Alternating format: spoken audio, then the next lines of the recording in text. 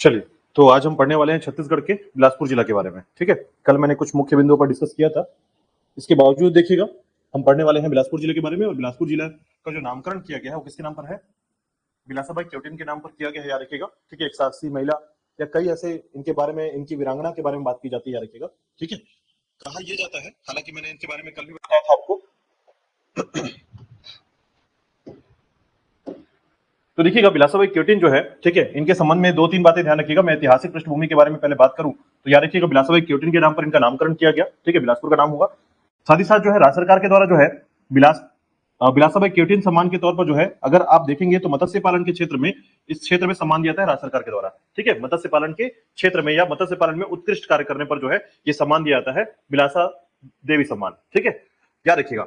और इनके बारे में कहा जाता है, याद रखिएगा, कि कई बार जो है ना इनके संबंध में कहा जाता है कि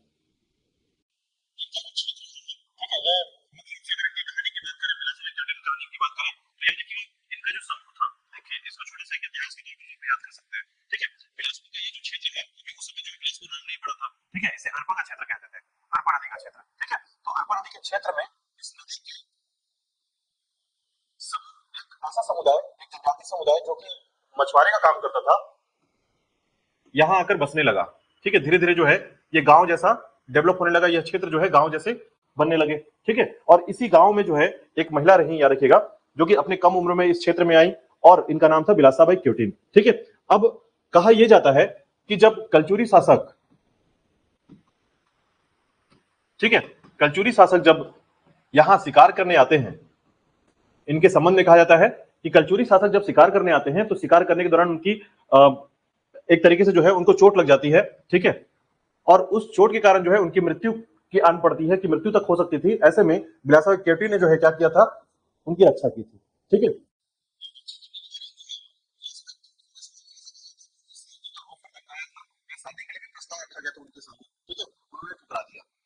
ठीक है, हाँ, तो उनको ठुकरा दिया गया।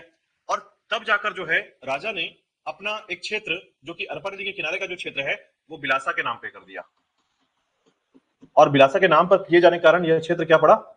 बिलासाबाई क्योटिन के नाम पर बिलासपुर नाम दिया गया इसको। ठीक है, तो ये छोटा सा एक इतिहास, इसका एक छोटी सी जनश्रुति यहाँ पर प्रचलित है, वो ध्यान रखिएगा। ठीक है, उसके बाद देखिएगा जब आगे देखेंगे आप, ठीक है, तो फिर मराठा शासन कलचुरी के बाद जो है, जैसे कलचुरियों का समय रहा, देखिएगा इस बात को समझिएगा कि बिंबा जी के समय जो है बिलासपुर शहर को स्थापित किया गया, यानी कि प्रॉपर तरीके से जो है ये स्थापित हुआ। लेकिन इससे पहले कि अगर हम इतिहास को देखें तो याद रखिएगा रत्नदेव द्वितीय के समय, ठीक है, जूना बिलासपुर जो क्षेत्र है आपका कलचुरी शासन में, जूना बिलासपुर क्षेत्र को जो है एक शहर का दर्जा प्राप्त हुआ था, यानी शहरी तौर पर जो है ये विकसित होना प्रारंभ हुआ था। ठीक है, कब? रत्नदेव द्वितीय के समय। ठीक है, और उसके बाद जो है जैसे ही आप मराठा शासन को देखते हैं, मराठा शासन में 1770 के समय जो है बिंबाजी बिलासपुर शहर को प्रॉपर तरीके से बसाते हैं। 61 में ये जिला बनता है, 67 में नगर पालिका परिषद बनता है, और 56 में आपका संभाग तैयार होता है, और 81 में जो है नगर निगम बनकर तैयार होता है। ठीक है, तो कल हमने यहां तक कवर कर लिया था। इसके बाद देखिएगा आज का जो टॉपिक है हम डिस्कस करेंगे इसके प्रशासन स्थिति पर। हाँ, इतिहास में इतना याद रखिएगा। ठीक है, क्योंकि हम देखते हैं कि ये बिलासपुर आया कहां से, बिलासपुर की क्या जानकारी मिलती है। ठीक है, तो ऐतिहासिक पृष्ठभूमि में इतना आपको याद रखना है। ठीक है, बाकी बहुत डिटेल है जो कि आपके भौगोलिक में आएगा। ठीक है, देखिए यहाँ की जो आबादी है, पॉपुलेशन है, जनसंख्या है, यहाँ की जनसंख्या है लगभग 19 लाख से 20 लाख के आसपास। ठीक है, और यही कारण है, कहा जाता है कि यहाँ, हाँ, सबसे ज्यादा जनसंख्या वाला जिला है आपका। ठीक है, तो ये याद रखिएगा, सबसे ज्यादा जनसंख्या वाला जिला। दूसरा, यहाँ की जो साक्षरता है, लिटरेसी रेट, ठीक है, यहाँ का जो लिटरेसी रेट है वो लगभग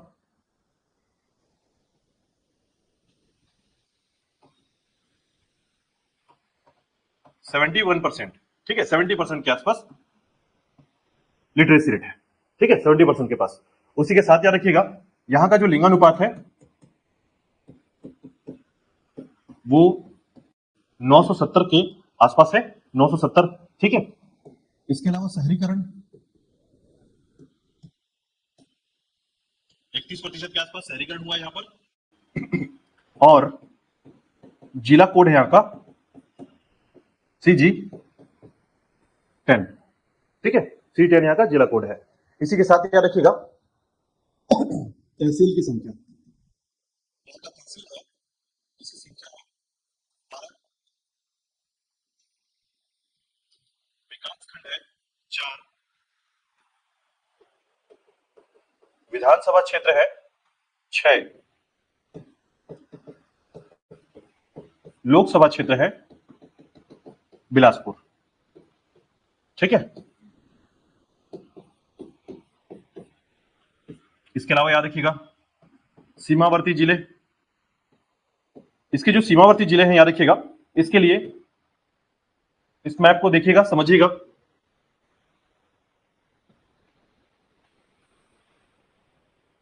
तो इस क्षेत्र में है आपका GPM, ये है आपका कोरबा, इसके बाद ये हिस्सा है आपका जांजगीर चांपा, ये हिस्सा है आपका बलौदा बाजार, और इसके बाद ये हिस्सा है आपका मुंगेली। ठीक है, तो इस तरीके से याद रखिएगा 5 जिले जो हैं इसके सराउंडिंग हैं। ठीक है, तो इसके सराउंडिंग जो है 5 जिले हैं, याद रखिएगा। इसी के साथ देखिएगा इस क्षेत्र में राष्ट्रीय राजमार्ग कितने हैं, तो राष्ट्रीय राजमार्ग की संख्या देखेंगे तो एक से अधिक राष्ट्रीय राजमार्ग है यहाँ पर। NH 130, 130A, 49, 45, NH 45। ठीक है, ये सभी राष्ट्रीय राजमार्ग यहाँ पर है, याद रखिएगा। मतलब एक से अधिक राष्ट्रीय राजमार्ग यहाँ पर देखने को मिलेगा आपको। ठीक है, तो याद रखिएगा, इतनी बातें आपको याद रखना प्रशासन के अंतर्गत। ठीक है, अब देखिए भौगोलिक क्षेत्र की बात करेंगे, इसके अंतर्गत कौन कौन से भौगोलिक क्षेत्र आते हैं, भौगोलिक स्थिति क्या है यहाँ की, तो याद रखिएगा भौगोलिक स्थिति के अंतर्गत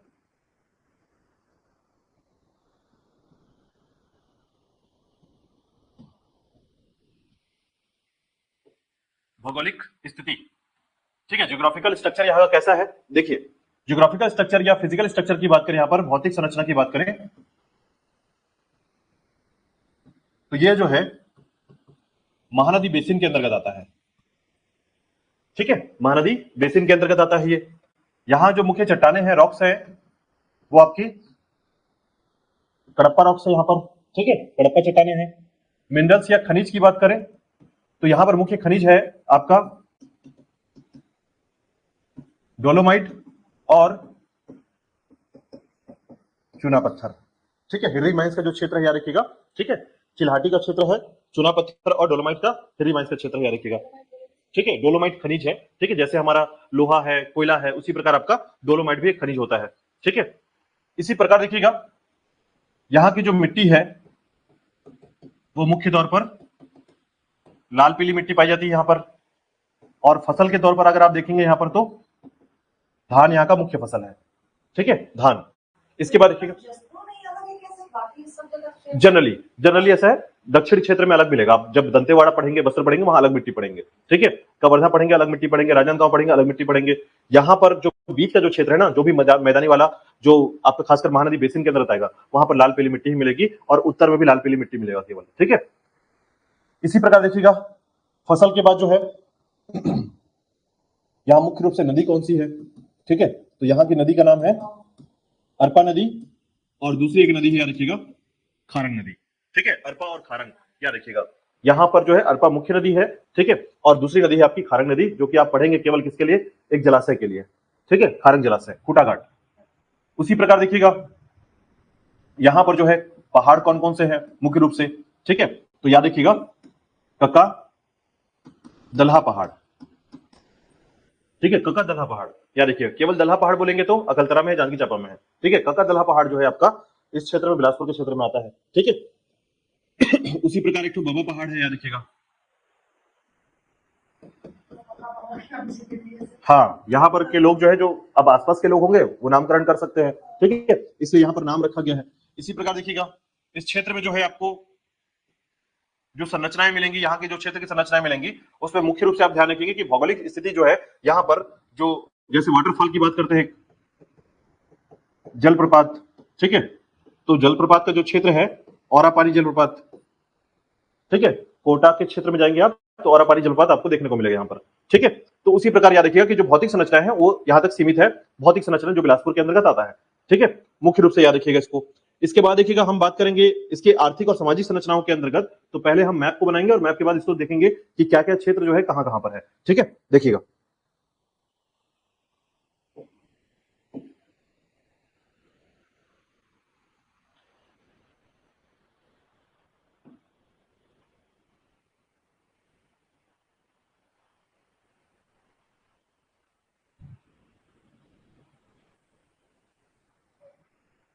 देखिएगा ये है आपका बिलासपुर। ठीक है, तो बिलासपुर के सराउंडिंग कौन कौन से जिले आते हैं, तो ध्यान रखिएगा ये जो क्षेत्र है आपका वो है आपका गोरेला पिंडा मरवाही।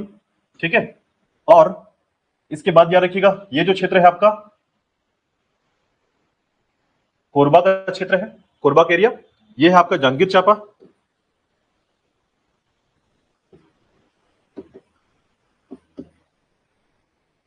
जांजगीर चांपा।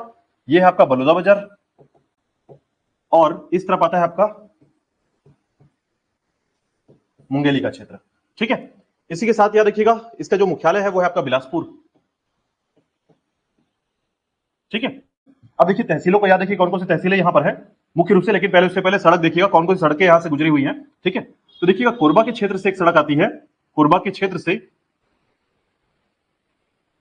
ये है आपका NH 130। ठीक है, NH 130, और किस तरफ जाती है ये, बलौदा बाजार की तरफ, याद रखिएगा। ठीक है, सिमगा तक जाती है ये, सिमगा क्षेत्र तक। तो याद रखिएगा सरगुजा अंबिकापुर से बिलासपुर और बिलासपुर से सिमगा के क्षेत्र तक जाती है आपकी NH 130। ठीक है, उसी प्रकार दूसरा एक सड़क याद रखिएगा जो यहां से निकलकर मुंगेली की तरफ जाती है। ठीक है, तो ये जो सड़क है ये मुंगेली पंडरिया तक जाती है, ये है आपका NH 130A। ठीक है, और यही सड़क NH 130A जो है आपके जांजगीर चांपा की तरफ से होते हुए याद रखिएगा जो कोरबा वाला सड़क है। ठीक है, इसको हम ऐसा पढ़ेंगे, यहां से निकलकर यही सड़क जो है कोरबा की तरफ से जाती है, याद रखिएगा जो सिपत वाली सड़क है। ठीक है, कहां तक, पत्थल गांव तक। तो याद रखिएगा ये भी आपका NH 130A का क्रम है। ठीक है, इसी प्रकार देखिएगा जांजगीर चांपा की तरफ जो सड़क जाती है उसे कहते हैं NH 49। ठीक है, तो ये NH 49 जो है नेहरू चौक से, ये गांधी चौक से होता हुआ जो सड़क है NH 49 है, याद रखिएगा। ठीक है, इसी प्रकार देखिएगा GPM की तरफ एक सड़क जाती है कबीर चबूतरा तक। ठीक है, और ये जो सड़क है आपकी इसे कहते हैं NH 45। ठीक है, NH 45 का क्षेत्र। तो याद रखिएगा ये जो सड़क है वैसे यहां से ना जाकर के ये जाती है रतनपुर के क्षेत्र से, इस तरीके से। ठीक है, याद रखिएगा NH 45। ठीक है, तो ये सारी सड़कें हैं, याद रखिएगा। आप देख पा रहे हैं कि पूरा बिलासपुर जो है सड़कों से भरा हुआ है, और इसी कारण से जहां भी जो भी क्षेत्र जो है ज्यादा डेवलप होता है उसके पास NH 43, 45 ये सारी सड़कें जो है ज्यादातर होती है, यानी नेशनल हाईवे जो है ज्यादा आपको मिलेगा उन क्षेत्रों में। ठीक है, अब देखिएगा पहले हम तहसीलों को देखें कौन कौन सी तहसीलें यहाँ पर है। ठीक है, तो याद रखिएगा 12 तहसीलें हैं यहाँ पर। ठीक है, और 12 तहसीलों को याद रखना जरूरी नहीं है, ज्यादातर याद रखना है कि बड़ी तहसीलों को या मुख्य तहसीलों को। ठीक है, नहीं पूछता है। ठीक है, लेकिन कभी किसी जिले में नया तहसील अगर घोषणा कर दिया गया है तो इसकी जानकारी होनी चाहिए। ठीक है, ये करंट अफेयर का क्वेश्चन होता है, हमेशा याद रखिएगा। अगर सरकार ने कोई घोषणा कर दिया कि कोई क्षेत्र, जैसे अभी कुरुद को क्या घोषणा किया है, जो धमतरी का कुरुद है ना, धमतरी का कुरुद है, इसे नगर पालिका घोषित किया जा रहा है, नगर पालिका परिषद बनाया जाएगा। तो ये बात ध्यान रखिएगा। ठीक है, यही छोटी छोटी बातें हैं, यही छोटी छोटी बातें करंट अफेयर है जो आपको ये ध्यान रखना है कि सरकार ने क्या घोषणा कर दिया है। ठीक है, तो यार हाँ, ये अभी कल जो है घोषणा हुआ है। ठीक है, तो कल घोषणा हुआ है, इसका मतलब अब बन गया, समझ लीजिए। ठीक है, जब तक हाँ, अब ये घोषणा में आता है। देखिए क्या होता है, सरकार ने अभी क्या घोषणा किया, किसको किस जिले के कौन से तहसील को या कौन से क्षेत्र को जो है नगर पालिका परिषद घोषित किया गया है, तो ऑप्शन में आएगा ये। ठीक है, तो ये ध्यान रखना है आपको। ठीक है, चलिए तो देखिएगा तहसील देखिएगा, सबसे पहले देखिएगा ये जो आपका NH 130 है इसमें कौन कौन से तहसील आते हैं। ठीक है, तो अगर आप इस रूट पे जाएंगे याद रखिएगा तो सबसे पहले है आपका रतनपुर, रतनपुर। ठीक है, और रतनपुर के बाद जो है आप बिलासपुर पहुंच जाते हैं, याद रखिएगा। यहां इसके बाद अगर आप बिलासपुर के पास पहुंचते तो बिलासपुर के पास आपका बिलासपुर क्षेत्र। ठीक है, उसके बाद जो है आपका बोदरी और बिल्हा, ये दोनों तहसील है, बोदरी और बिल्हा। ठीक है, इसी प्रकार देखिएगा इस रूट पे आएंगे, 49 वाले रूट पर आएंगे तो है आपका मस्तूरी का क्षेत्र, ठीक है, मस्तूरी। और साथ ही साथ याद रखिएगा इस रूट में जाएंगे तो आपका ये आपका सीपत वाला रूट है, सीपत, ठीक है। अब उसी प्रकार देखिएगा इन क्षेत्रों में जाएंगे तो सबसे पहले याद रखिएगा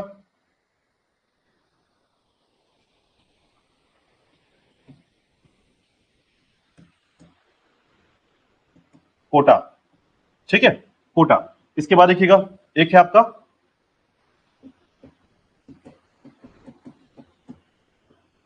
बिलगहना, ठीक है। इसी प्रकार याद रखिएगा पचपेड़ी, ठीक है। इधर आएंगे तो सकरी, तखतपुर, ठीक है। तो याद रखिएगा एक बार मैं पूरा 12 नाम बता देता हूं आपको, कौन कौन से 12 तहसील है। तो याद रखिएगा सबसे पहले हम स्टार्ट करेंगे बिल्हा, याद रखिएगा बिल्हा, ठीक है। उसके बाद जो है आपका बिल्हा के बाद जो है आपका रतनपुर, सिपत, मस्तूरी, बेलगहना, ठीक है। एक नाम और याद रखना है बेलतरा, ठीक है। देखिए NH 130 की तरफ जो है ना, अगर जाएंगे आप NH 130 की तरफ तो यहां पर आपको बेलगहना बेलतरा मिलेगा, बेलतरा जो कि इसी रूट में मिलता है आगे की तरफ, ठीक है। अब उसके बाद देखिएगा बेलतरा के बाद जो है बोदरी, ठीक है। उसके बाद पचपेड़ी, कोटा, तखतपुर, सकरी, ठीक है। अब बिलासपुर के तहसील हैं, ठीक है। अब बिलासपुर के तहसीलों में याद रखिएगा कि आपके जो तहसील हैं टोटल, जैसे ये बेलतरा हो गया, रतनपुर हो गया, सीपत हो गया, ठीक है। पहले तो याद रखिएगा अगर हम लोग बात करें यहाँ के आर्थिक क्षेत्र के बारे में, ठीक है, तो थोड़ा सा ध्यान रखिएगा आर्थिक क्षेत्र की तरफ मैं आपको यहाँ पर लेके चलता हूं।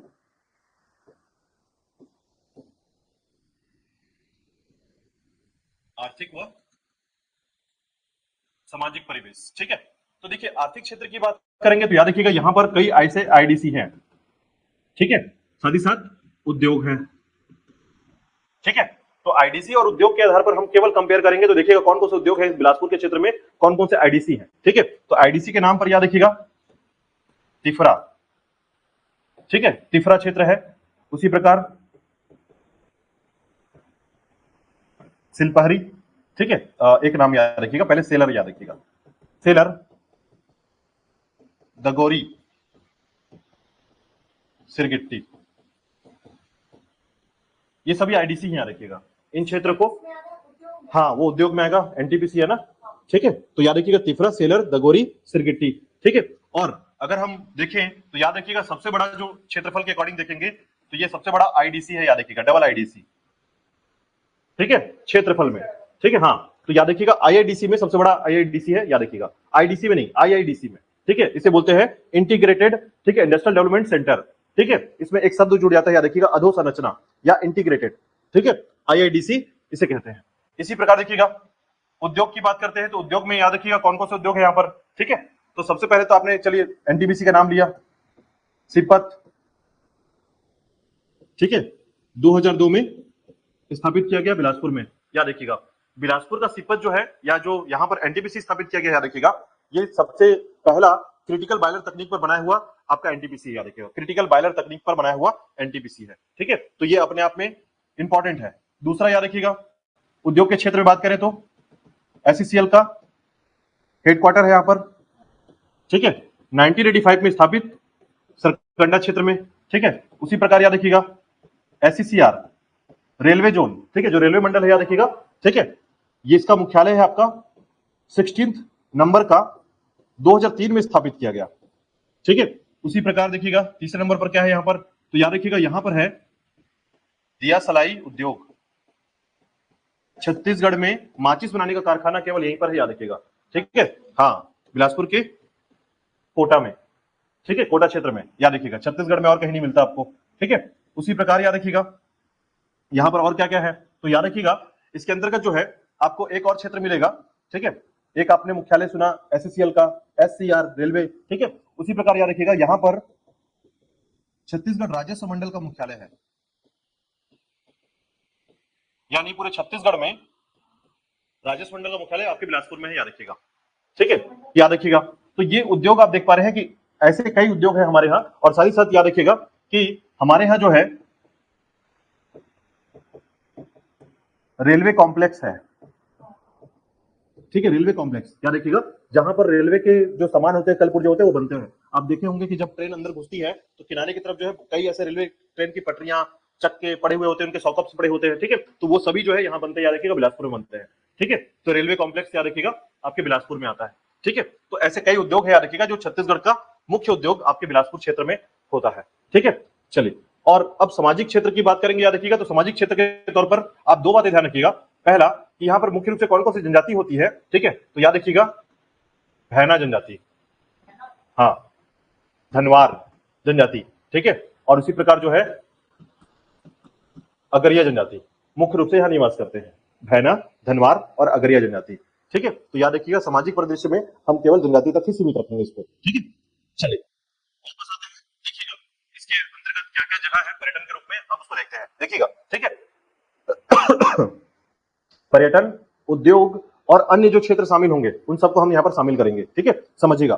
तो देखिए बिलासपुर पर जो है ना, जैसे आप बिलासपुर पहुंचते हैं, बिलासपुर का क्षेत्र है, तो बिलासपुर के पास याद रखिएगा ये जो क्षेत्र है आपका सरकंडा वाला एरिया।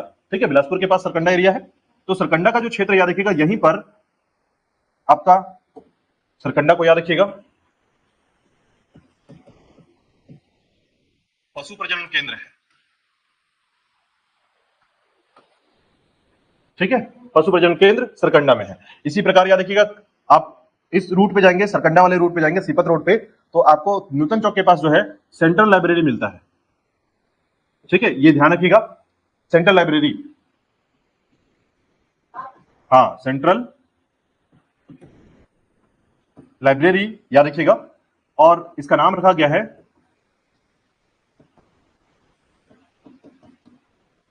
शिव दुलारे सेंट्रल लाइब्रेरी।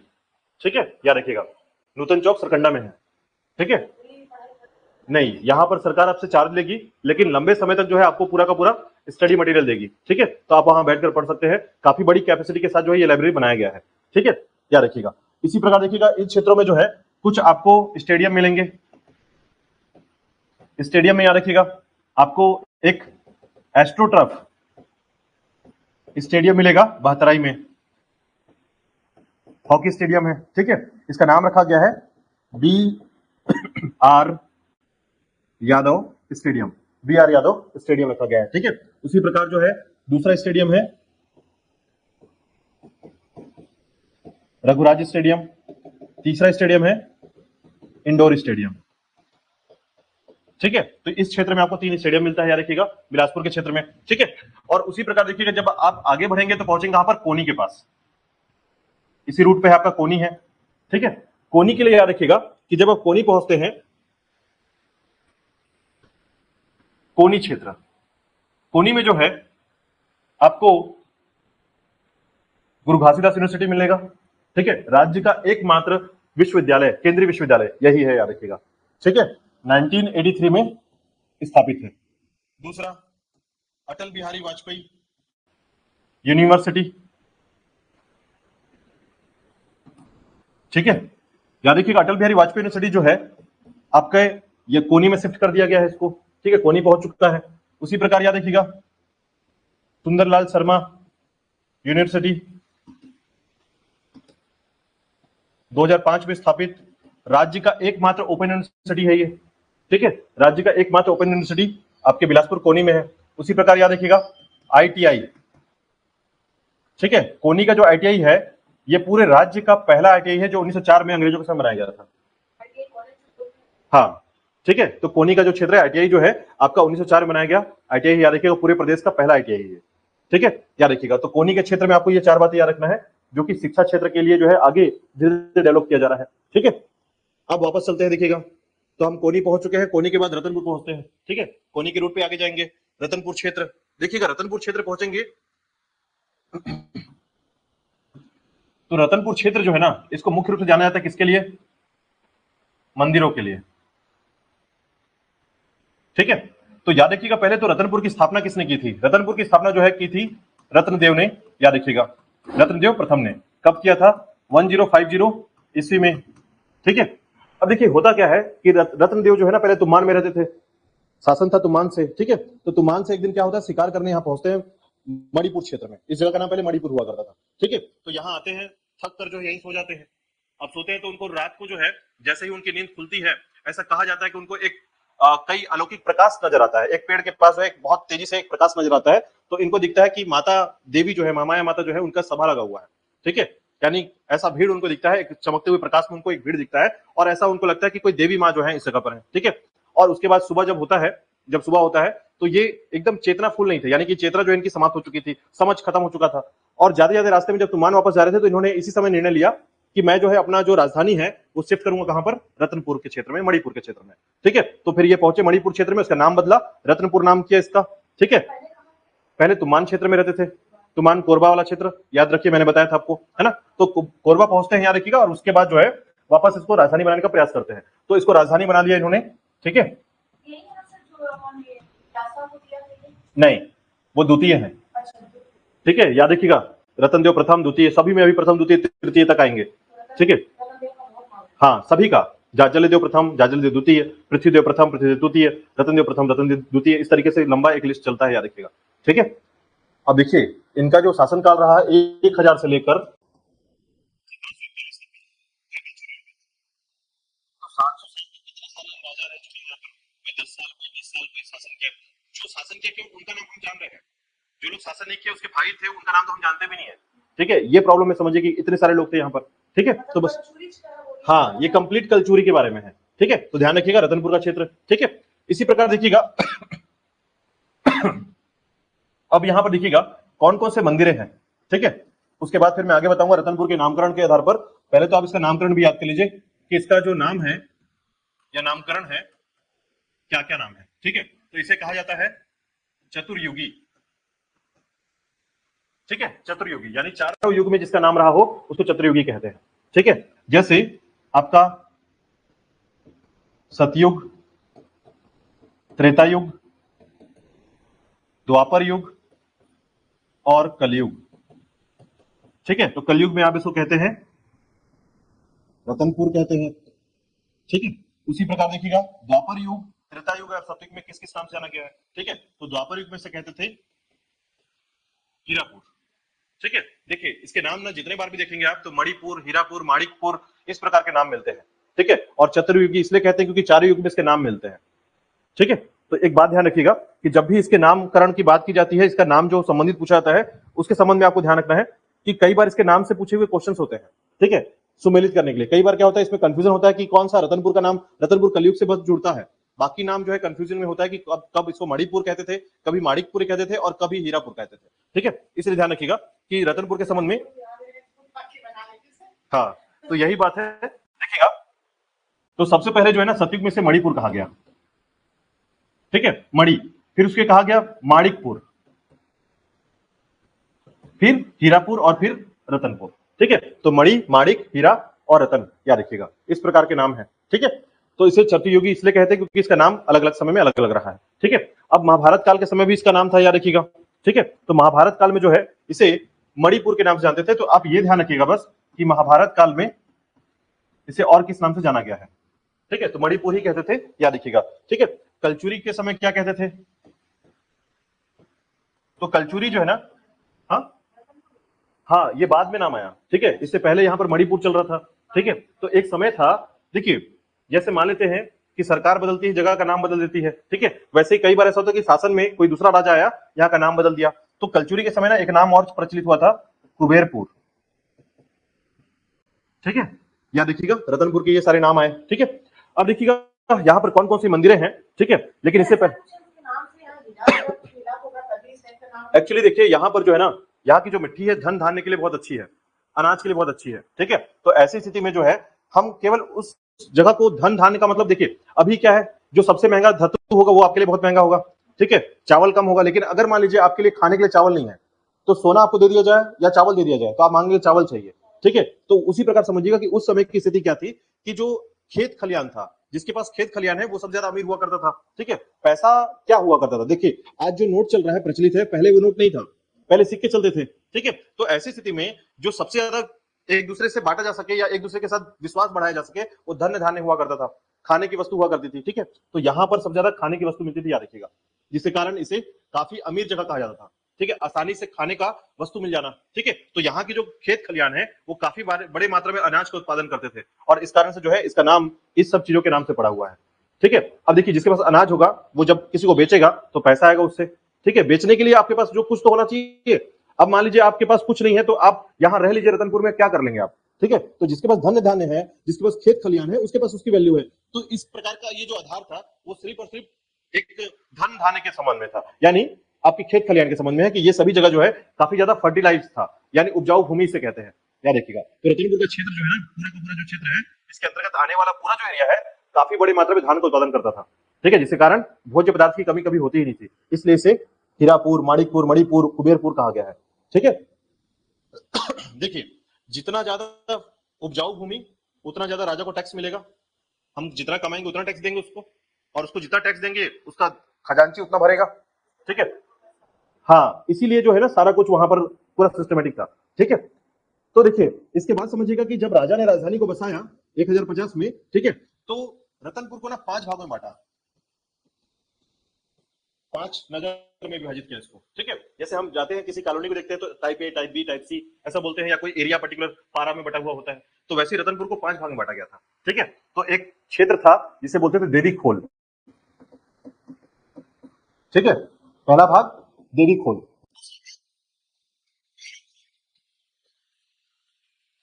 ठीक है, इस प्रकार से जो है इनका एरिया बटा हुआ था, याद रखिएगा, जो कि कुल 5 भाग में बटा हुआ था। ठीक है, उसी प्रकार है आपका नल खोल,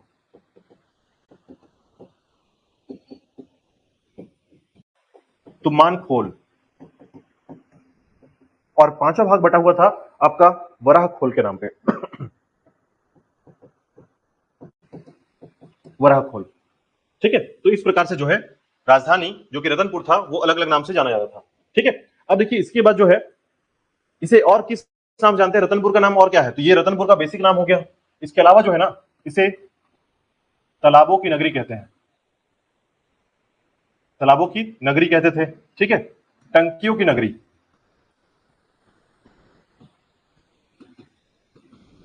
तालाबों व मंदिरों की नगरी। ठीक है, इस प्रकार से इसके अलग अलग नाम है, याद रखिएगा। जब कभी आपसे पूछा जाएगा मंदिरों की नगरी कौन सी है, तो आरंग है, याद रखिएगा, आरंग को मंदिरों की नगरी कहा जाता है। ठीक है, इसको तालाबों और मंदिरों की नगरी एक साथ बोलते हैं, ध्यान रखिएगा। ठीक है, ये अंतर है दोनों में। अगर रतनपुर क्षेत्र, ठीक है, हाँ, याद रखिएगा, रायपुर, ठीक है, रायपुर क्षेत्र में ध्यान रखिएगा। तो तालाबों और मंदिरों की नगरी, तालाबों की नगरी और टंकियों की नगरी, याद रखिएगा। ठीक है, और चौराहों की नगरी जगदलपुर। ठीक है, चौराहों की नगरी जगदलपुर को कहा जाता है। तो इस प्रकार की छोटी छोटी बातों को ध्यान रखिएगा। ठीक है, चलिए, तो ये था आपका रतनपुर के संबंध में। अब कुछ मंदिरों का नाम याद रखिएगा, यहाँ कौन कौन से मंदिर हैं। ठीक है, तालाब भी याद कर लीजिए, 4 तालाब का नाम याद रख लीजिए, कौन कौन से तालाब है यहाँ पर। देखिएगा, रतनपुर क्षेत्र में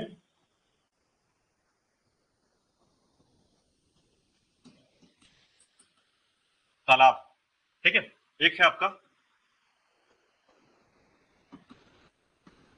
विशाल तालाब, दूसरा है खड़क तालाब, तीसरा है खारंग तालाब, जो बाद में जलाशय बन गया। खारंग तालाब पहले तालाब हुआ करता था इनके समय में।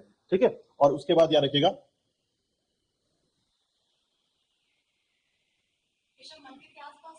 सभी रतनपुर क्षेत्र में। ठीक है, बहरैया तालाब, ये 4 तालाब जो है फेमस है, ध्यान रखिएगा। ठीक है, ठीक है, 4 तालाब कौन कौन सा? ठीक है, विशाल तालाब इसलिए विशाल बोलते हैं बिकॉज सबसे बड़ा तालाब है ये। ठीक है, विशाल तालाब। ठीक है, तो ये तालाब किसने बनवाया था, तो ध्यान रखिएगा, रतनपुर का जो विशाल तालाब था इसको बनाया गया था पृथ्वीदेव के द्वारा। ठीक है, पृथ्वीदेव प्रथम के द्वारा, ध्यान रखिएगा।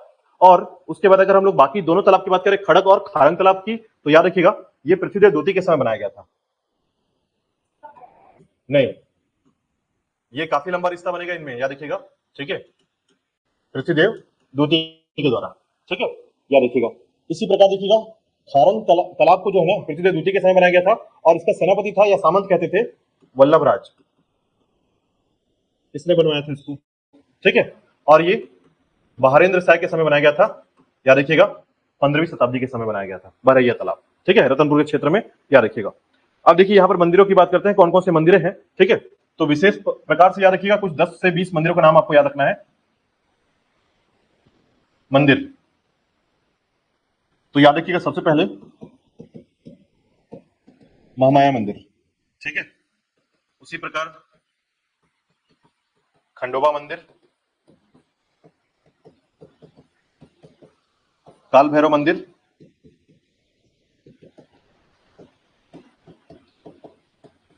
तुलजा भवानी मंदिर, कंठी देउल मंदिर,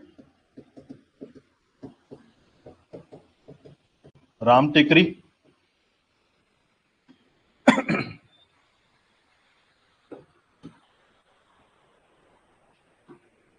राम टेकरी,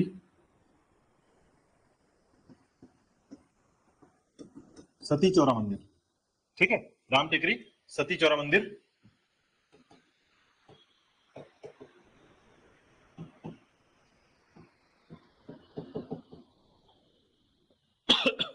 इसी प्रकार देखिएगा कुछ अन्य मंदिर हैं, जैसे लखनी देवी मंदिर,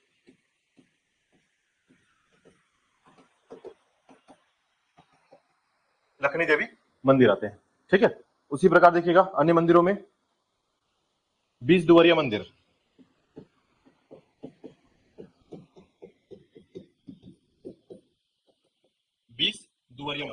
ठीक है। इसी प्रकार रत्नेश्वर महादेव मंदिर,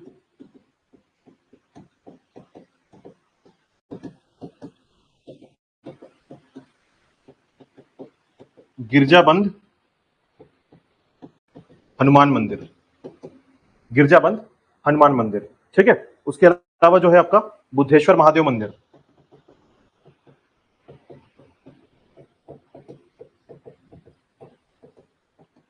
ठीक है, बुद्धेश्वर महादेव मंदिर, ठीक है। तो ये कम से कम इतने मंदिरों को याद रखिएगा, ठीक है। चलिए एक एक करके थोड़ा सा ध्यान रखिएगा, मैं एक एक करके थोड़ी सी बातों को बता दूं इसमें, इनके बारे में एक एक लाइन बस ध्यान रखिएगा। जैसे महामाया मंदिर की बात करते हैं, याद रखिएगा, तो इसका निर्माण जो है ना, महामाया मंदिर का निर्माण कराया था किसने? रत्नदेव ने,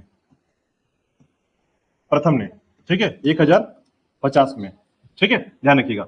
उसके बाद इसका जीर्णोद्धार कराया था, याद रखिएगा, जीर्णोद्धार के बारे में बात की जाती है, ठीक है, रिनोवेट कराना, जैसे टूट फूट जाना या कुछ बदलाव करना है तो याद रखिए उसे कहते हैं जीर्णोद्धार कराना, ठीक है। बहारेंद्र साय के द्वारा ये कराया गया था, याद रखिएगा, ठीक है। और इसका सभागार जो है ना, सामने की तरफ जो सभागार बनवाया गया है, उसके बाद इसे बाहर साय के द्वारा बनाया गया था, याद रखिएगा, सभागार को। कल्याण साय इसका बेटा है, याद रखिएगा, ठीक है, अभी वो नहीं आया है, ठीक है। इसके समय में जो है बहारेंद्र साय के समय 15वीं शताब्दी के समय से बदलाया गया था, बनाया गया था। ये टाइम है आपका 1495 ईयर का, ईस्वी का, बहारेंद्र साय, ठीक है, बहारेंद्र साय का बेटा है कल्याण साय, ठीक है, हाँ, ठीक है। तो ये याद रखिएगा, महामाया मंदिर का निर्माण रत्नदेव प्रथम ने 1050 में किया था, ठीक है। उसके बाद खंडोबा मंदिर जो है ना, ये मराठाओं के इष्ट देव के तौर पर जाने जाने वाले या इष्ट देवी के तौर पर जाने वाले मंदिर है, याद रखिएगा, ठीक है, मराठाओं के द्वारा जो है ये बनवाया गया था, याद रखिएगा, ठीक है। अब ये खंडोबा मंदिर का जो एक कहानी है उसको आप ध्यान रख लीजिएगा, ठीक है। यहां पर जो है ना शिव और भवानी के अश्वारोही प्रतिमा स्थापित है, ठीक है, शिव और भवानी का, ठीक है। और साथ ही साथ याद रखिएगा इसके संबंध में कि मराठा शासक जो भीमाजी भोसले थे, ठीक है, उनकी रानी ने इसको बनवाया था और अपने भतीजे खंडोजी के स्मृति में से बनाया था, खंडोजी की स्मृति में बनवाया गया यह मंदिर है, खंडोबा मंदिर, ठीक है। शिव और भवानी की प्रतिमा स्थापित है, अश्वारोही प्रतिमा, ठीक है। उसके बाद काल भैरव मंदिर तो आप जानते ही हैं, महामाया मंदिर से पहले आपको मिलता है काल भैरव मंदिर, ठीक है, याद रखिएगा। इसमें बस एक बात ध्यान रखिए काल भैरव मंदिर में कि 9 फीट जो है ना, 9 फीट ऊंची प्रतिमा स्थापित है इसमें काल भैरव जी का, ठीक है, काफी ज्यादा हाइटेड जो है प्रतिमा स्थापित है। तुलजा भवानी मंदिर को याद रखिएगा, यह भी एक महत्वपूर्ण मंदिर है, तुलजा भवानी मंदिर है ना, आप रतनपुर जाने वाले रास्ते में जो है लेफ्ट साइड में तुलजा भवानी मंदिर आता है, ठीक है। मंदिर हो गया, फिर राम टेकरी मंदिर हो गया, ठीक है, सती चौरा, ये दोनों मंदिर के बारे में थोड़ा सा ध्यान रखिएगा। बिम्बाजी भोसले की मृत्यु के बाद जो है ना, आनंदीबाई ने मंदिर बनवाया था, उनकी पत्नी आनंदीबाई, ठीक है, बिम्बाजी भोसले की मृत्यु के बाद जो है आनंदीबाई ने इसे बनवाया था, याद रखिएगा, ठीक है। और बिम्बाजी की भोसले की जो एक पत्नी थी, याद रखिएगा, जो उनके मृत्यु के साथ सती हो जाती हैं, अपने आप को आग में जला लेती हैं, तीन पत्नियां, ठीक है। तो याद रखिएगा उनका नाम है उमाबाई। ठीक है, तो याद रखिएगा सती चौरा इनके उपलक्ष्य में बनाया गया है। ठीक है, लखनी देवी मंदिर को जो है ना एक वीरा मंदिर के नाम से जाना जाता है। एक वीरा मंदिर, इनको एक वीरा मंदिर कहते हैं, याद रखिएगा। ठीक है, इनके संबंध में याद रखिएगा कि लखनी देवी जो मंदिर है इसे बनवाया गया था 12वीं शताब्दी में, लगभग 1179 ईस्वी के समय इसे बनवाया गया था। ठीक है, रतनदेव तृतीय ने जो है उनके समय इसे स्थापित किया गया था, रतनदेव तृतीय के समय, याद रखिएगा। रतनदेव तीसरे नंबर पे, ठीक है, थर्ड पर, याद रखिएगा। 1050 में आपका रतनदेव प्रथम के बारे में जानकारी मिल रहा है। ये आपका 1169 के समय है, 89 के समय है। ठीक है, तो याद रखिएगा। तो लखनी देवी मंदिर जो है आपका एक वीरा मंदिर, जिसे रतनदेव तृतीय के समय बनवाया गया था। किसने बनाया था? तो याद रखिएगा गंगाधर, इसके सेनापति था, याद रखिए गंगाधर राव। ठीक है, नहीं, याद रखिएगा ये टाइम बहुत अलग है। ठीक है, तो याद रखिएगा रतनदेव का जो समय था, रतनदेव तृतीय के समय जो है, याद रखिएगा। ठीक है, इस समय गंगाधर राव जो है इसके सेनापति थे, रतनदेव तृतीय के, उन्होंने बनवाया था लखनी देवी मंदिर रतनपुर क्षेत्र में। ठीक है, चलिए इसके बाद देखिएगा आपका, तो ये सारे बाकी मंदिर हैं, याद रखिएगा। 20 द्वारिया मंदिर, क्योंकि इसमें 20 दरवाजे हैं, याद रखिए, इसलिए इसको 20 द्वारिया मंदिर कहा जाता है। ठीक है, रतनपुर क्षेत्र में आता है ये। ठीक है, जब आप इस मंदिर के लिए जाएंगे ना, एक्चुअल में ये सती मंदिर है, ध्यान रखिएगा। एक प्रकार का ये सती मंदिर है, क्योंकि 20 रानियों ने ना अपने आप को जला लिया था इसमें। ठीक है, तो उसके संबंध में ये मंदिर देखने को मिलता है। ठीक है, और इसका जो संबंध है लक्ष्मण साय के बारे में है। राजा थे यहाँ पर लक्ष्मण साय, इनकी 20 पत्नियां थी, 20 रानियां थी, और उन्होंने जो है अपने आप को सती कर लिया था। ठीक है, हाँ, ये 20 द्वारिया मंदिर उन्हीं के लिए बनाया गया है, उस मंदिर को रानियों के लिए बनाया गया था। ठीक है, क्या रखिएगा। तो एक प्रकार का सती मंदिर है ये। ठीक है, तो ये सारे मंदिर हैं, याद रखिएगा। इतने मंदिरों का नाम आपको याद करना है रतनपुर के क्षेत्र में। ठीक है, अब उसी प्रकार देखिएगा कुछ रतनपुर में किला,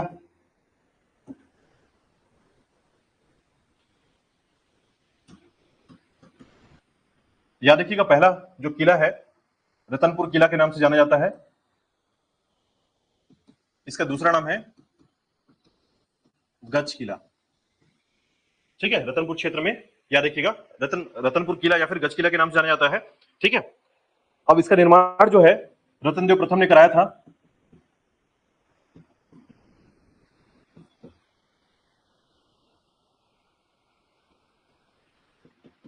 रतनदेव प्रथम ने कराया था इसका निर्माण।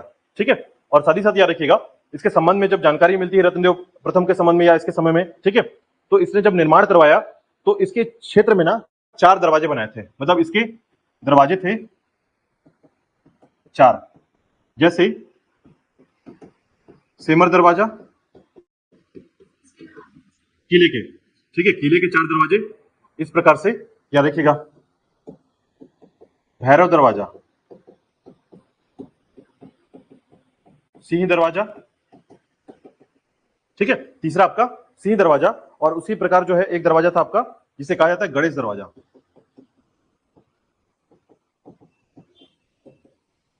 ठीक है, तो ये किला जब बनवाया गया उसके बाद जो है ना इस किले में कुछ बदलाव किए गए, कुछ मंदिरों का स्थापना किया गया। जब मराठा आए यहां पर तो आनंदीबाई ने क्या किया, इसके अंदर एक मंदिर बनवाया। मंदिर था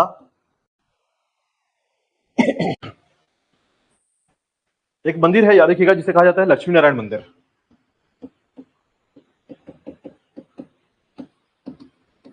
इस किले में बनवाया था आनंदीबाई ने। ठीक है, और उसके बाद याद रखिएगा इससे पहले जो है कल्याण साय ने भी एक मंदिर बनवाया था यहां पर।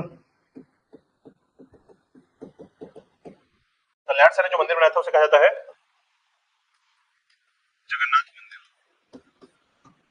ठीक है, तो ये आपका रतनपुर किला, याद रखिएगा। इसके बाद देखिएगा इस यहां पर जब आप जाएंगे ना किले के अंदर, तो किले के अंदर जो है एक रावण का मूर्ति मिलेगा इसके अंदर, और वो रावण की मूर्ति जो है अपना गला काट करके शिव जी को चढ़ा रहा होता है। ऐसे प्रतिमा जो है यहाँ पर स्थापित है, याद रखिएगा। ठीक है, रावण की सिर कटी हुई, ठीक है, या धड़ और सिर को अलग किया हुआ एक मूर्ति, जिसमें रावण अपना सिर जो है शिव जी को अर्पण कर रहा है। इस प्रकार की मूर्ति आपको इसी रतनपुर किले में मिलेगा, याद रखिएगा।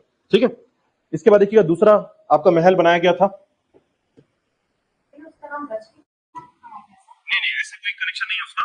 ठीक है, क्योंकि मंदिर, मूर्ति, ये सब चीजें ना अलग अलग समय में बना हुआ है, अलग अलग टाइम पर, मतलब किला तैयार हो चुका है, ठीक है, हाँ इस तरीके से बार बार चीजें बदल रही है, याद रखिएगा। ठीक है, तो आपको याद रखना है। इसके बाद बादल महल के बारे में। बादल महल को बनवाया गया था कलचुरी शासक राज सिंह के द्वारा। ठीक है, तो राज सिंह के द्वारा ये बनवाया गया था। इसी प्रकार याद रखिएगा ठीक है, इसे जूना शहर के क्षेत्र में बसाया गया था। जूना शहर जो है आपका रतनपुर का जो ये क्षेत्र है बादल महल के लिए। ठीक है, उसी प्रकार याद रखिएगा इस महलों को जो है, ठीक है, बनाया गया था किसके लिए? तो राज सिंह ने जो है अपनी पत्नी कजरा देवी के लिए बनाया था। ठीक है, और इस महल का 7 भाग है टोटल, जिसके कारण इसे सतखंडा भी कहते हैं, सतखंडा महल। ठीक है, इसे सतखंडा महल भी कहते हैं। एक और महल याद रखिएगा जिसे कहा जाता है, एक और महल बनाया गया था हवा महल। इसे भी किसने बनाया था? राज सिंह ने। ठीक है, तो याद रखिए किले महल के अंतर्गत इतना याद रखिएगा। ठीक है तो ये था आपका रतनपुर क्षेत्र। क्लियर हुआ? ठीक है, तो रतनपुर क्षेत्र में ये मंदिरें, किले, ठीक है, महल, ये सब चीजें याद रखनी है। ठीक है, चलिए वापस आते हैं। हाँ, अभी रतनपुर का खत्म हुआ है केवल। ठीक है, अभी उसके बाद हम आगे जाएंगे, फिर बाकी जगह पर पढ़ेंगे। सिपत, बोदरी, बिल्हा, ये मसूरी, इन सबका अलग अलग है सबका। यहाँ पर सबके बारे में याद रखिएगा। मैंने क्यों कहा था कि बिलासपुर को पढ़ने में आपको 1 से 2 दिन लग जाएगा, इसका कारण यही है। ठीक है, कई ऐसे इन्फॉर्मेशन याद रखिएगा जो इंपॉर्टेंट है यहाँ पर, और कई बार मैं बताता हूँ आपको। अभी आपका हौसला वार्ड में एग्जाम हुआ था, उसमें पूछा गया था कंठी देवल मंदिर किस स्थान पर है। ठीक है, कंठी देवल मंदिर अभी हमने पढ़ा जस्ट, तो याद रखिए कंठी देवल मंदिर जो है आपके रतनपुर में आता है। ठीक है, उसी प्रकार पूछा गया था कि मराठों का इष्ट देवी मंदिर कहां पर स्थित है। ठीक है, ये पूछा गया क्वेश्चन है। ठीक है, और ये डायरेक्टली आंसर आता है याद रखिए उसका, रतनपुर क्षेत्र में। ठीक है और कई बार तो ऐसा होता है कि मराठों का इष्ट देवी मंदिर कौन सा है, तो खंडोबा मंदिर पूछता है, वो ऑप्शन में देगा तुलजा भवानी, खंडोबा मंदिर। ठीक है, इस प्रकार के ऑप्शन होते हैं उसमें। ठीक है देखिए फेमस इसलिए नहीं है, देखिए क्यों फेमस नहीं है, इसका कारण है कि लोग किस क्षेत्र में ज्यादातर अपना आस्था दर्शाते हैं। जहां पर लोग ज्यादा जाएंगे, अब महामाया मंदिर क्यों फेमस है, लोग का भीड़, आप वहां पर नवरात्रि में भीड़ पैर रख के दिखाइए वहां पर। ठीक है, तो इसका मतलब है कि लोगों की आस्था जहां पर ज्यादा रहेगा वो फेमस अपने आप हो जाता है। ठीक है, हमारे सोशल मीडिया में कोई व्यक्ति ऐसे फेमस होता है, आपने देखा है, अनाप शनाप गाना गा के भी फेमस हो जाते हैं। ठीक है, तो लोगों का ऐसा नहीं है कि वहां पर उसका उसके प्रति आस्था है, एक्चुअल में क्या है, लोगों की भीड़ उसके प्रति ज्यादा विकसित हो गई है। ठीक है, तो रतनपुर के क्षेत्र में जो मंदिरें हैं धीरे धीरे जो है ना विलुप्त हो रही है, कम हो रही है। ठीक है, तो इसका कारण है कि लोगों का ध्यान उस तरफ अभी कम हो चुका है, क्योंकि अपने जीवन की तरफ जो है ना, अपने जीवन की तरफ वो ज्यादातर सोच में डूबे हुए हैं अभी। ठीक है, चलिए वापस आते हैं। देखिएगा तो रतनपुर क्षेत्र से थोड़ा सा आगे जाइएगा। ठीक है, तो पहुंचेंगे कहां पर? खूटाघाट के क्षेत्र में। ठीक है, खूटाघाट क्षेत्र, तो याद रखिएगा खूटाघाट जो क्षेत्र है आपका, ये वाला जो हिस्सा है हारंग जलाशय के नाम से जाना जाता है। ठीक है, जैसे मैंने अभी बताया कि कलचुरी शासक के समय जो है इसे बनवाया गया था। ठीक है, पृथ्वीदेव द्वितीय के समय बनाया गया था। ठीक है, तो याद रखिएगा कि खारंग जलाशय को जब बनवाया गया, उसके बाद जो है सरकार ने इसे 1920 में, ठीक है, 1920 से लेकर 1930 के बीच में, याद रखिएगा, इसे जो है जलाशय बना दिया गया और इसका नाम दिया गया संजय गांधी जलाशय। ठीक है, तो ये संजय गांधी जलाशय बना, याद रखिएगा 1920 में जो है इसे स्टार्ट किया गया बनाना। ठीक है,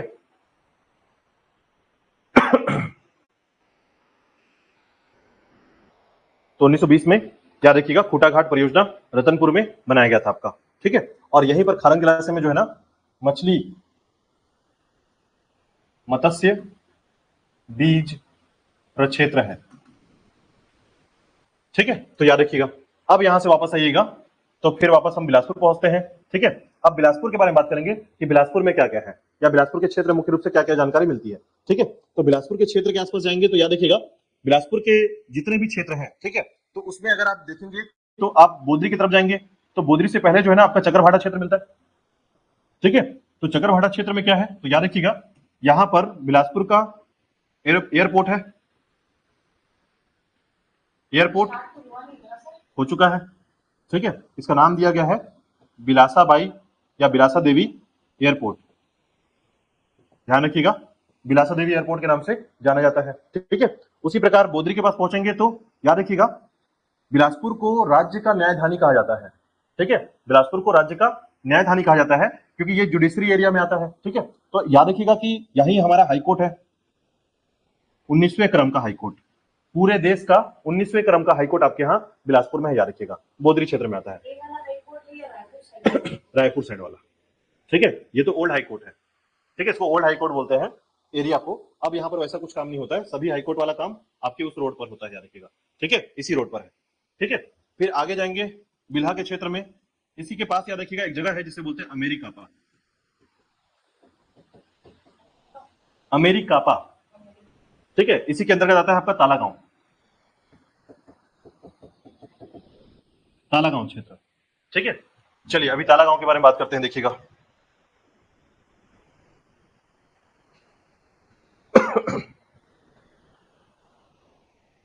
देखिए तालागांव बेसिकली, इसके बारे में ध्यान रखिएगा, तालागांव जो क्षेत्र है वो स्थित है आपके अमेरिकापा क्षेत्र में। ठीक है, ये राज्य का सबसे प्राचीन मंदिर यहां स्थापित है, जिसे कहा जाता है देवरानी जेठानी मंदिर। ठीक है, कौन से समय का है? 6th एडी के समय का है, याद रखिएगा। ठीक है, 6वीं शताब्दी के समय का है। ठीक है, इसके साथ ही साथ याद रखिएगा इस मंदिर का जो निर्माण हुआ है देवरानी जेठानी के द्वारा कराया गया था। ठीक है, कौन से वंश के शासक थे इस समय में? सरभपुरी वंश। ठीक है, तो सरभपुरी वंश के शासक जो थे, याद रखिएगा, उन्हीं की पत्नियां, ठीक है, देवरानी और जेठानी ने मिलकर इस मंदिर को बनवाया था, याद रखिएगा। ठीक है, अब यहाँ पर मंदिर कौन सा है ये ध्यान रखिएगा, तो इसे इस मंदिर को कहा जाता है रुद्र शिव प्रतिमा मंदिर। ठीक है, यानी शिव जी का मंदिर है यहाँ पर। ठीक है, तो ये जो शिव जी का मंदिर है ये इंपॉर्टेंट इसलिए याद रखिएगा क्योंकि ये अपने सामान्य स्थिति से कहीं अलग दिखता है, यानी कि इस प्रकार की मूर्ति, इस प्रकार की प्रतिमा जो है और कहीं स्थापित नहीं मिलता है। ठीक है, तो इसके संबंध में याद रखिएगा कि ये जो है, पहले तो इसका लोकेशन देखिए। ठीक है, कहां पर है इसका लोकेशन समझिएगा। तो देखिए आप NH 130 में जाएंगे रायपुर रोड में। ठीक है, ये आपका NH 130 है रायपुर रोड में। तो रायपुर रोड में जो है अमेरिकापा के लिए एक अलग से जो है आपका एक सड़क जाता है, याद रखिएगा, कुछ इस तरीके से, तालागांव क्षेत्र के लिए। ठीक है, अमेरिकापा क्षेत्र का नाम है, तालागांव तो पर्टिकुलर छोटा एरिया है उसका। ठीक है, अमेरिकापा पूरा का पूरा गांव है, याद रखिएगा, तालागांव उसका पर्टिकुलर एरिया है। देखिए अमेरिकापा, हाँ ठीक है, तो इस पूरे एरिया को अमेरिकापा कहते हैं और अमेरिकापा से कट के आप तालागांव जाते हैं, याद रखिएगा, एक छोटा सा एरिया है जिसका नाम है तालागांव। ठीक है,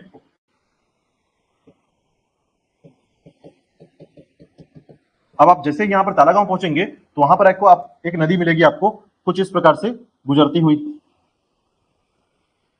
और ये नदी है आपकी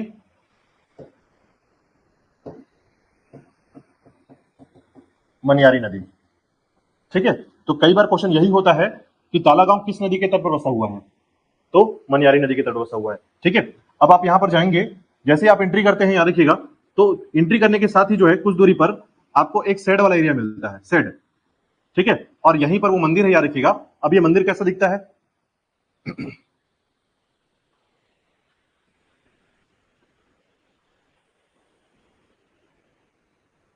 ऊपर का हिस्सा खत्म हो चुका है, 6वीं शताब्दी का है, पूरी तरीके से खत्म हो चुका है। इसी के पास जो है आपको एक जेल मिलेगा, कुछ इस तरीके से दिखता हुआ। ठीक है, और इसी के अंदर ये मूर्ति रखी गई है, प्रतिमा रखी गई है। ठीक है, इसे कहते हैं रुद्र शिव प्रतिमा, ध्यान रखिएगा, छत नहीं है। ठीक है,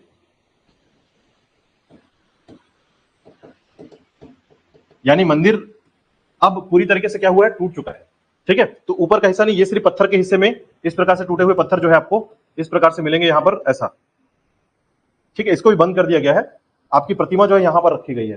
ठीक है, अभी अभी हम देखेंगे, इसके पिक्चर्स देखेंगे तो समझ में आ जाएगा आपको। ठीक है, तो ध्यान रखिएगा, रुद्र शिव प्रतिमा जो है आपको यहां पर सुनने को मिलेगा। ठीक है, बिल्कुल, अपने आपको अपने क्षेत्र के बारे में क्या जानकारी है वो जानना चाहता है। ठीक है, अपने क्षेत्र के बारे में, अपने राज्य के बारे में क्या जानकारी है, आप कैसे इस राज्य को आगे बढ़ाएंगे जब तक आपको अपने प्राचीन घटनाओं के बारे में जानकारी नहीं होगा तो। ठीक है, क्योंकि इसको नहीं बना सकते, कोई भी चीज देखिए, कोई चीज 6वीं शताब्दी का है, अगर आपने उसको सुधारा या बनाया तो 6वीं शताब्दी का नहीं बचेगा।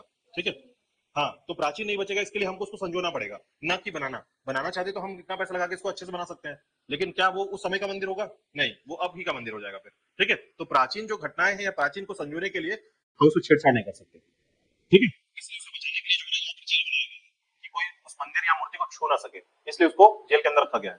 ठीक है, चलिए, तो ये याद रखिएगा, तो याद रखिएगा। ठीक है, देखिए अब इसके लिए आप ऐसा नहीं कह सकते हैं, लेकिन आप ये समझिए कि तालागांव जो है ये इसलिए फेमस है। ठीक है, अब देखिए इसी के पास जो है ना, आपको एक बात और ध्यान रखना है कि जब इस मूर्ति की बात की जाती है, ठीक है, तो इस प्रतिमा को बनाया गया है लाल बलुआ पत्थर से। ठीक है, लाल बलुआ पत्थर से बनवाया गया है। ठीक है, साथ ही साथ याद रखिएगा कि ये जो प्रतिमा है, ठीक है, ये अष्टमुखी प्रतिमा है, अष्टमुखी प्रतिमा। इसमें 11 से 12 जीवों के द्वारा ये प्रतिमा बनाया गया है। ठीक है, जीवों का मतलब आपको जो शंकर जी दिखेंगे, ठीक है, वो रौद्र रूप में दिखेंगे, क्रोध में। ठीक है, और साथ ही साथ जो है इनके कान के पास कबूतर नजर आएगा, आपको केकड़े नजर आएंगे, सांप नजर आएगा। तो इस प्रकार के 12 जीवों के अवशेषों से जो है या जीवों से बनाया गया ये प्रतिमा, याद रखिएगा। ठीक है, तो ये जो है आपके तालागांव क्षेत्र में है। ठीक है, साथ ही साथ यहां पर याद रखिए, जैसे आप अंदर की तरफ जाएंगे तो आपको एक विष्णु मंदिर मिलेगा, विष्णु मंदिर। बस ये ध्यान रखिएगा, बस ये मिलता है या फिर इसकी जानकारी आपके पास है। इसे गुप्त वंश का कहा जाता है, यानी गुप्त वंश के समय या गुप्त संवत के समय इस मंदिर को बनाया गया था, याद रखिएगा। ठीक है, हाँ, तो ये जो है ना गुप्त संवत में कहा जाता है कि ये 6वीं शताब्दी के बाद बनाया गया है, ये मंदिर बाद में बना है। ठीक है, ये पहले बना है तालागांव का मंदिर, याद रखिएगा। इसकी जानकारी जो मिलती है 6वीं शताब्दी के समय की मिलती है। ठीक है, और उसके बाद जो है गुप्त वंशी जो समय रहा है वो काफी लंबा रहा है। ठीक है, उस समय कहा जाता है तालागांव का जो मंदिर है ये आपको कुछ इस प्रकार से मिलेगा। ठीक है, लास्ट पॉइंट है, हम इसके बाद क्लास को फिर कल कंटिन्यू करेंगे। ठीक है, थोड़ा सा यहाँ पर देखिएगा कौन कौन से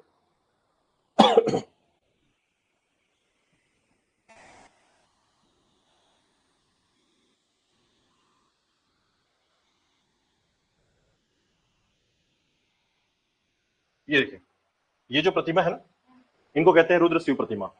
ठीक है, इनमें जो है आपको कबूतर, ठीक है, अलग अलग अष्टमुखी कहा जाता है। ठीक है, तो वो अष्टमुखी है, याद रखिएगा। इस प्रकार से जो है इनके अंग जो है ना जीवों के अवशेषों से बनाए गए हैं, यानी जीवों से बनाया गया है, मतलब जीवों की आकृति इसमें बनाया गया है। ठीक है, और इसके संबंध में जब भी आप इनको देखेंगे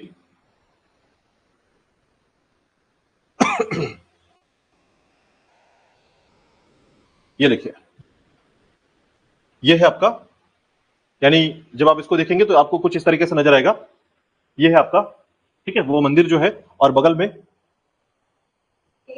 हाँ हाँ, ये जो है इनके अंदर, याद रखिएगा यहाँ पर अंदर में। ठीक है, और ये है पुराना मंदिर, और कुछ इस प्रकार से मंदिर नजर आता है। ये तो बाद में बना है ना, ये दिख रहा है ना, ये बाद में अभी बनाया है। अब जाके पानी धूप पड़ने के कारण ये और टूट रहा था, उसको बचाने के लिए सरकार ने इसको राज्य संरक्षण में रख लिया है अभी। ठीक है, तो संरक्षित किया है, तो शेड बनवा दिया यहाँ पर। ठीक है, तो शेड बनवाकर जो है अभी ये ऐसा कुछ नजर आता है। ठीक है, क्लियर है।